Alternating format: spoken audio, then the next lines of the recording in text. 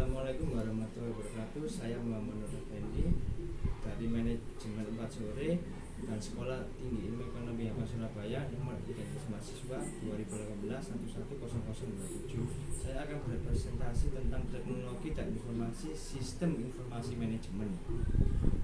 Transmisi data merupakan proses untuk melakukan pengiriman data dari salah satu sumber data ke penerima data menggunakan komputer atau media elektronik. Sedangkan media transmisi merupakan media yang digunakan untuk mengirimkan informasi atau data ke satu tempat ke tempat yang lain. Media yang dimaksud adalah media jaringan komputer. Dispatchable merupakan transmisi yang terdiri dari dua buah konduktor yang digabungkan dengan tujuan mengurangi interferensi elektromagnetik dari luar.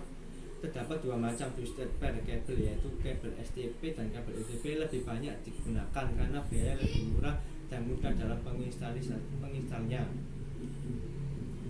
Coil kabel merupakan jenis kabel yang banyak digunakan untuk mentransmisi sinyal frekuensi tinggi 300 Hz ke atas. Contohnya adalah kabel antena TV, disebut juga sebagai kabel BNC, memiliki perlindungan terhadap teror yang tinggi, murah dan mampu mengirim data dengan kecepatan standar 10 Mbps sampai dengan 1000 Mbps. Optical media merupakan saluran transmisi yang terbuat dari kaca atau plastik yang mentransmisikan sinyal cahaya dari suatu tempat ke tempat yang lain. Terdapat dua jenis optik berdasarkan mode transmisi, yaitu single mode dan multi mode. Transmisi data terjadi di antara transmitter dan receiver melalui beberapa media transmisi. Media transmisi dapat diklasifikasikan sebagai terpadu atau tak terpadu. Mode transmisi adalah cara pengiriman data dari satu piranti ke piranti yang lain, yaitu secara sinkron dan tak sinkron. Transmisi sinkron adalah transmisi data di mana kedua pihak pengiriman dan penerimaan berada pada waktu yang sinkron. Biasanya dimulai dengan sinyal SYN untuk melakukan sinkronisasi antara dua piranti yang berkomunikasi. Transmisi tak sinkron adalah transmisi data di mana kedua pihak pengiriman dan penerimaan tidak perlu berada pada waktu yang sinkron. Mode transmisi ini ditetapkan pada komunikasi data di mana kecepatan piranti pengirim dan piranti penerima jauh berbeda. Metode transmisi untuk melakukan pengiriman data atau transmisi data dapat menggunakan beberapa metode pengiriman yang bisa diterapkan pada komunikasi data sebagai berikut. Metode transmisi paralel. Suatu pengiriman data disebut paralel jika sekelompok bit data ditransmisikan secara bersama-sama dan melewati beberapa jalur.